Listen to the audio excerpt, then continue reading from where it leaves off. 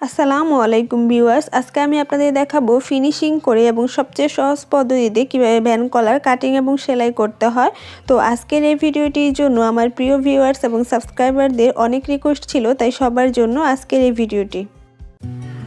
যারা এখনও আমার চ্যানেলটি সাবস্ক্রাইব করেননি এখনই সাবস্ক্রাইব করে নিন এবং পাশে থাকা বেল বাটনে ক্লিক করে রাখুন, তাতে করে আমার নতুন নতুন আপলোড হওয়া ভিডিওগুলো সবার আগে নোটিফিকেশনের মাধ্যমে আপনার মোবাইলে পৌঁছে যাবে। এখানে আমি কামিজের কাপড় নিয়ে নিয়েছি, যে কামিজের উপরে আমি কলারটা বসাবো, আর এখানে কাপড় নিয়েছি কলার তৈরি করার জন্য। তো এই কামিজের এই ডিজাইনটা শেখার জন্য আপনার ডেসক্রিপশন বক্স চেক করে দেখতে পারেন, কামিজের ভিডিওটা আমি ডেসক্রিপশন বক্সে দিয়ে দিব। আর এটা পেস্টিং, তো এটা ছেলেদের প্যান্টে যে কোমরের বেল্টের জন্য যে পেস্টিংটা ব্যবহৃত হয় সেই পেস্টিং বললেই হবে। আপনারা পাইকারি দোকানে গেলে এই পেস্টিংটা পেয়ে যাবেন, 5 থেকে 10 টাকা করে নিবে। এখন আমি কলার বসানোর জন্য পেছন গলাটা তৈরি করে নিব। তো কলার বসানোর জন্য কিভাবে কামিজটা কাটিং করতে হয় তার ভিডিওটি আমি ডেসক্রিপশন বক্সে দিয়ে দিব, আপনারা সেখান থেকে দেখে নেবেন। তো এখন আমি এখানে আরও 1/2 ইঞ্চি পরিমাণ বেশি কেটে নিব। এখানে এই অংশটা কেটে নেওয়ার কারণ এটা হলো অনেক সময় কলার বসানোর পরে পেছনে দেখা যায় যে গুছিয়ে থাকে কাপড়গুলা, তো সেটা আর হবে না। এভাবে একটু কেটে নিলে সেটা আর গুছিয়ে থাকবে না। কামিজ কাটার পর যে টুকরা কাপড়গুলো থাকে সেই কাপড়গুলা এখন সেখান থেকে একটা কাপড় আমি নিয়ে নিয়েছি, সেই কাপড়ে এখন আমি কামিজের কাপড়টা বসিয়ে নিয়েছি। বসিয়ে নেওয়ার পর ঠিক এভাবে বসিয়ে নিতে হবে, সমান করে বসিয়ে নেওয়ার পর এখন আমি কেটে নিচ্ছি, সমানভাবে কেটে নিতে হবে। তো এখানে প্রায় 1 ইঞ্চি পরিমাণ চওড়া কাপড় আমি কেটে নিয়েছি। এখন এটা আমি সাইড থেকে সেলাই করে নিব। তো এখানে সাইড থেকে সেলাই করে নিতে হবে। আমরা যেমন কামিজের গলাটা তৈরি করি সাইড থেকে এভাবে সেলাই করে নিই, ঠিক সেভাবেই সেলাইটা করে নিতে হবে। তো আমি সেলাইটা এখন করে নিচ্ছি। এখন কাপড়টাকে কামিজের গলার সাথে জয়েন্ট করে নিব। তো এই জন্য এই কাপড়টাকে আমি সোজা করে নিয়েছি। তো এটা সোজা পাশ আর পেছনেরটা হলো উল্টা পাশ। তো সোজা পাশে আমি এখন কাপড়টা বসাবো। তো আপনারা আপনাদের কাপড়ের যে সোজা পাশটা আছে সেই পাশে এটা এভাবে বসিয়ে নেবেন। তো বসিয়ে নেওয়ার পর এখন এটা সেলাই করে নিতে হবে। তো দুটো একসাথে ধরে কাপড়টা তারপর সেলাই করে নিচ্ছি। এটা কামিজে যেভাবে গলাটা বসাই ঠিক সেভাবেই বসিয়ে নিতে হবে। আপনারা আমার এই ভিডিওগুলো দেখে কতটুকু শিখতে পারেন সেটা কমেন্ট করে জানাবেন, অথবা ছবি তুলে আমার গ্রুপে পোস্ট করতে পারেন, তাতে আমি আরও বেশি উৎসাহিত হব আপনাদের জন্য ভিডিও তৈরি করতে। গ্রুপ এবং পেজের লিঙ্কটা আমি ডেসক্রিপশন বক্সে দিয়ে দিব।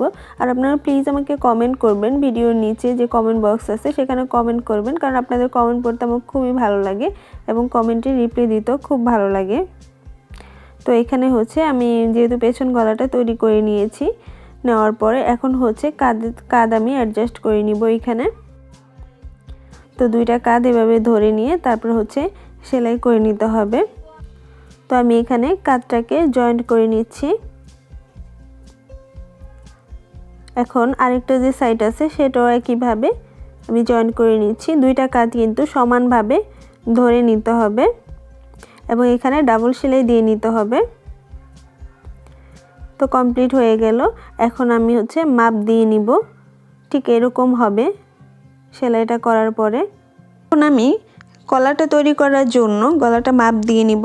তো এখানে কাঁধ থেকে লম্বা কতটুকু নিতে হবে গলার সামনের অংশে ততটুকু মাপ দিব। তো আমি এখানে 2.5 ইঞ্চি নিব, আপনারা চাইলে 3-3.5 ইঞ্চি নিয়ে নিতে পারেন।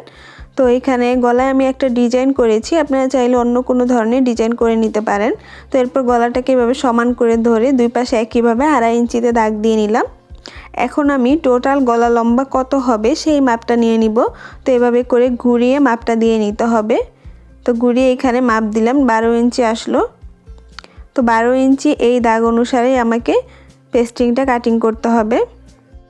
তো এখন আমি 12 ইঞ্চি মাপ দিয়ে নিচ্ছি এখানে পেস্টিংয়ের ভিতরে। তো মাপ দিয়ে নেওয়ার পর এখন আমি কেটে নিচ্ছি পেস্টিংটা। কাটার পর এখন যেটা করতে হবে সেটা ঠিক মাঝ বরাবর এভাবে ভাঁজ করে নিতে হবে পেস্টিংটাকে। ভাঁজ করে নেওয়ার পর এখন আমি একটু দাগ কেটে নিব পেস্টিংয়ের সাইডের অংশে। তো আপনারা দেখুন কিভাবে আমি দাগ দিয়ে নিচ্ছি, এভাবে ঘুরিয়ে একটু দাগ দিয়ে নিলেই হবে। এই যে ঠিক এভাবে ঘুরিয়ে দাগ দিয়ে নিতে হবে কলার শেপটা আনার জন্য। এখন আমি এই দাগ অনুসারে পেস্টিংটাকে কেটে নিচ্ছি।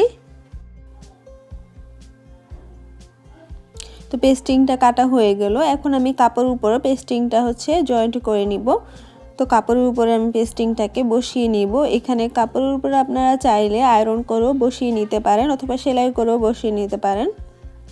তো এখন আমি ঠিক এভাবে একটা সাইডে বসিয়ে নিয়ে এভাবে একটু কাপড় ভাঁজ করে নিচ্ছি।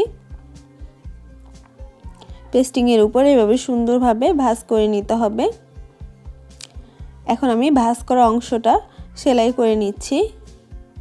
আপনাদের কোনো রিকোয়েস্টের আইটেম থাকলে সেটা আমাকে জানাতে পারেন। আমি ধীরে ধীরে আপনাদের সেই রিকোয়েস্টের অনুসারে ভিডিওগুলো তৈরি করব এবং আপনাদের জন্য আপলোড দিব। আপনারা খুব সহজেই সেই ভিডিও দেখে সেলাইগুলো শিখে নিতে পারবেন। তো এতটুকু সেলাই হলো। এখন আমি কাপড়টা কিভাবে উল্টিয়ে নিচ্ছি সেটা আপনারা খেয়াল করুন। ঠিক এভাবে ধরে নিয়ে দুই সাইডে ধরে নিয়ে আরেকটা ভাঁজ দিতে হবে। ঠিক এভাবে কাপড়ের উপর আরেকটা ভাঁজ দিয়ে নিতে হবে। তো আমি ভাঁজ দিয়ে নিচ্ছি এবং এভাবে সুন্দরভাবে বসিয়ে নিতে হবে। পেস্টিংটা এবং কাপড়টা যাতে সমানভাবে বসে থাকে। এরপর সাইড থেকে যতটুকু আমি সেলাই করব ঠিক ততটুকু এখানে দাগ দিয়ে নিচ্ছি। দুই সাইডে এভাবে দাগ দিয়ে নিতে হবে। আর এখানে হচ্ছে 1/2 ইঞ্চি পরিমাণ বাইরে একটা দাগ দিয়ে নিতে হবে, অর্থাৎ 1/2 ইঞ্চি পরিমাণ বাইরে আমি কাটিং করব। তো এখন আমি দুই পাশে যে দাগ দিয়েছি পেস্টিংটার সাইডে সেখানে আমি সেলাইটা করে নিচ্ছি। একইভাবে আরেকটা সাইডও সেলাই করে নিতে হবে, অর্থাৎ যতটুকু পেস্টিং এখানে আমি রাউন্ড করে কেটেছিলাম ঠিক ততটুকু এভাবে সেলাইটা করে নিতে হবে। তো এই যে দেখতে পাচ্ছেন সেলাই করার পর ঠিক এরকম হবে পেছনের অংশটা। এখন আমি যেভাবে সেলাইটা করে নিয়েছি ঠিক সেভাবে আমি এখন কেটে নিচ্ছি এবং এর বাইরে হচ্ছে 1/2 ইঞ্চি পরিমাণ কাপড় আমি কেটে নিচ্ছি। কেটে নেওয়ার পর এখন এই যে বাইরের যে কাপড়গুলো আছে সেগুলো এভাবে কাঁচি দিয়ে কেটে নিতে হবে। তো এখন আমি কাপড়টাকে উল্টে নিচ্ছি। এই যে খুব সুন্দর একটা ফিনিশিং লুক এসেছে কলারটার মধ্যে।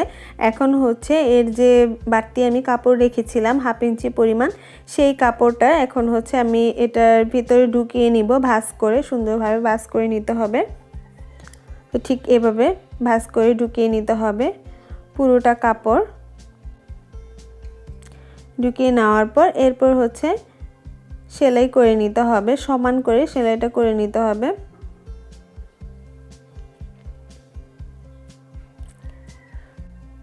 তো আমি এখন সেলাইটা করে নেব। তো সমান করে নিয়ে এখন আমি হচ্ছে সেলাইটা করে নিচ্ছি। তো এই যে কমপ্লিট হয়ে গেল। এরপর এভাবে মাঝ বরাবর ভাঁজ দিতে হবে, তারপর হচ্ছে একটা দাগ দিয়ে দিতে হবে। দুপাশে একইভাবে আমি দাগ দিয়ে নিলাম। তো এরপর কামিজেও একইভাবে দাগ দিয়ে নিতে হবে। পেছন গলাটা এভাবে ধরে ঠিক মাঝ বরাবর দাগ দিয়ে নিতে হবে। এটা হচ্ছে কলার বসানোর সুবিধার জন্য ঠিক এইভাবে কলারটা বসাতে হবে। কলারে যে দাগটা আছে সেটা আর কামিজের দাগ বরাবর বসিয়ে নিতে হবে। তো এক্ষেত্রে হচ্ছে কলারের কাপড়টা নিচে থাকবে আর কামিজের কাপড়টা উপরে থাকবে। আপনাদের আমি জুম করে দেখাচ্ছি যাতে আপনাদের বুঝতে সুবিধা হয়। তো এখন হচ্ছে আমি সেলাইটা করে নিচ্ছি। ঠিক এভাবে সেলাইটা করে নিতে হবে এবং দাগ বরাবর এভাবে মিলিয়ে নিতে হবে। তো একইভাবে আরেকটা যে অংশ আছে সেটাও আমি সেলাই করে নিব। সোজা করে ধরে নিতে হবে, সমান করে ধরে নিয়ে সেলাইটা করে নিতে হবে। আপনারা ভালো করে খেয়াল করুন, আমি কিন্তু কলারের কাপড়টা একটুখানি ভেতরে ঢুকিয়ে নিয়েছি এবং এর উপরে সেলাই করে নিচ্ছি। তো এখন কলারের উপরের অংশে সেলাইটা দিয়ে নিতে হবে, ঘুরিয়ে সেলাইটা দিয়ে নিতে হবে। তো আপনাদের কাছে একটা রিকোয়েস্ট, যারা আমার চ্যানেলে নতুন তারা প্লিজ আমার চ্যানেলটি সাবস্ক্রাইব করে বেল বাটন অন করে রাখবেন। আর যারা অলরেডি সাবস্ক্রাইব করেছেন তাদেরকে অনেক অনেক থ্যাঙ্কস। তো এই যে খুব সুন্দরভাবে এবং সহজভাবে কলারটা তৈরি করে ফেললাম। তো আজকে টিউটোরিয়ালটি কেমন লাগলো সেটা জানিয়ে কমেন্ট করবেন এবং আপনার মেয়ে বন্ধুদের মাঝে শেয়ার করবেন যাতে তারাও ঘরে বসে খুব সহজ পদ্ধতিতে ভিডিও দেখে শিখে নিতে পারে। তো আজকে এই পর্যন্তই। আপনারা ভালো থাকবেন, সুস্থ থাকবেন। আল্লাহ হাফেজ।